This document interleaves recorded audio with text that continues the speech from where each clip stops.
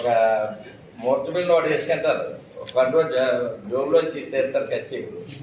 10 మంది ఉంటారు ధర్నా చేయకున్నట్టే. జనంలో ఉండి మాస్ ఉద్యమాలు చేసే వాళ్ళకి రారు, ఉండరు కూడా. మాలాంటి నాకు మా ఏరియాలో నాకు ఉద్యమ నాయకుడు అంటే దేనన్నా మొట్టమొదటి ఉద్యమం చేస్తాను. మన అంగన్వాడీకి ఎక్కడన్నా బీజేపీ వాళ్ళు చేశారండి? చేయకపోవడానికి కమ్యూనిస్ట్ వెళ్ళానని ఇలా రావడం మానేస్తారా? అన్యాయం జరిగితే ఎక్కడో మునిగిపోద్ది ఏదో ప్రాంతం. కమ్యూనిస్ట్ అంతా వెళ్ళడం మానేస్తారా? అన్యాయం జరిగితే ఏ పార్టీ అయితే వెళ్ళాలి మనం. పూర్తిగా ఇక్కడ అధికార పార్టీకి తొత్తుల్లో ఉంది.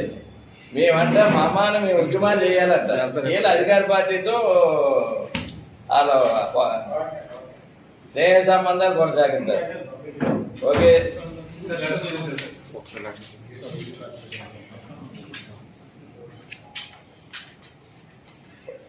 మీ సమక్షంలో సంతకం పెట్టి పురంధేశ్వరి గారు పంపుతున్నాను. మా స్థానికంగా ఉన్న సమస్యల మీద పోరాటం కానీ మా స్థానిక సమస్యలు తీర్చే విధంగా రేపు ఈవేళ రాజీనామా చేసి మీ అందరి సమక్షంలోనే పురంధేశ్వరి గారికి లెటర్ ఇప్పుడే మీకు పంపించడం జరిగింది. సంతకం పెట్టి ఏంటంటే ముఖ్యంగా మెయిన్ సమస్యలు మా కాన్స్టిట్యున్సీ సమస్యలు కూడా చాలా ఎక్కువ ఉన్నాయండి. ఎట్టోట కంపెనీ ఉంది, అక్కడ పైప్ లైన్ కూడా ఉంది. ఆ పైప్ లైన్ కూడా 365 రోజుల నుంచి చేస్తుంటే పర్మిషన్ కేంద్ర ప్రభుత్వం ఇచ్చేసింది. 365 రోజుల నుంచి మత్స్యకారులు అక్కడ, దానికి కూడా నేను వెళ్ళాను, మద్దతు తెలిపాం. జేడీ లక్ష్మణాన్ని అక్కడికి కూడా తీసుకెళ్ళాను, కానీ బీజేపీ నాయకుడు ఎవడో రాలేదు.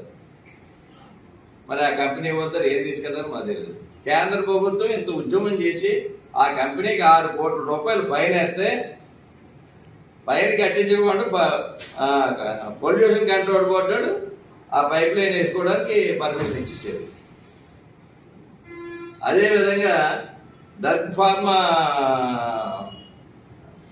ఈస్ట్ గోదావరిలో తొండంగిలో పెడతారండి. అరవిందో నుంచి కానీ ఫార్మా డ్రగ్ పార్క్ అని పెడతారు. అంటే భారతదేశంలో డ్రగ్ యూనిట్స్ అంటే రా మెటీరియల్స్ ఇంటర్నేషనల్ లెవెల్లో సప్లై చేయడానికి 2 లక్షల కోట్లు ఒప్పందం. అంటే ఒక్కొక్క ప్రాంతానికి హిమాచల్ ప్రదేశ్, గుజరాత్, ఆంధ్రప్రదేశ్లో తొండంగి అంటే బల్క్ డ్రగ్ ప్రాజెక్ట్స్ మాట శాంక్షన్ అయ్యేది. ఒక్కొక్కటి 60,000 కోట్ల రూపాయలు. అది దాని పైప్ లైన్లు అన్నీ కూడా, తొండంగిలో ఉన్న పైప్ లైన్లు అన్నీ కూడా విశాఖపట్నం జిల్లాలో అక్కడ మంత్రులు, అక్కడ రాజకీయ నాయకులు రేపు ఎలక్షన్ గురించి వాళ్ళు బ్యాడ్ అవుతామని చెప్పేసి అక్కడ హ్యాచరీస్ అయిపోతాయని వాళ్ళందరూ కూడా కూడబలుపుకుని విశాఖపట్నం జిల్లాకి పైప్ లైన్ వదులుతున్నారు. అది అక్కడి నుంచి పైప్ లైన్ తీసుకొచ్చి మా జిల్లాలో వదులుతుంటే మేము దీని గురించి కూడా అధిష్టానానికి ఎత్తే స్పందన లేదు భారతీయ జనతా పార్టీ. కాబట్టి దీనికి నిరసనగా ముఖ్యంగా నేను ఏ పార్టీలోకి వెళ్తానో మీరు అందరూ అడగచ్చు. నాకు స్థానిక మాకేంటంటే మేము ఎమ్మెల్యేలు అవ్వం మా నియోజకవర్గంలో. కాబట్టి ఏదన్నా మేము తర్వాత ఎంచుకుంటే ముఖ్యంగా భారతీయ జనతా పార్టీకి రాజీనామా చేస్తున్న ఈ సందర్భంలో మీ ఎదురుకంట ఆవిడకి పురంధేశ్వరి గారు పంపించడానికి ప్రెస్ మీట్ మీ ద్వారా అందరికీ తెలియపరచడానికి రావడం జరిగింది.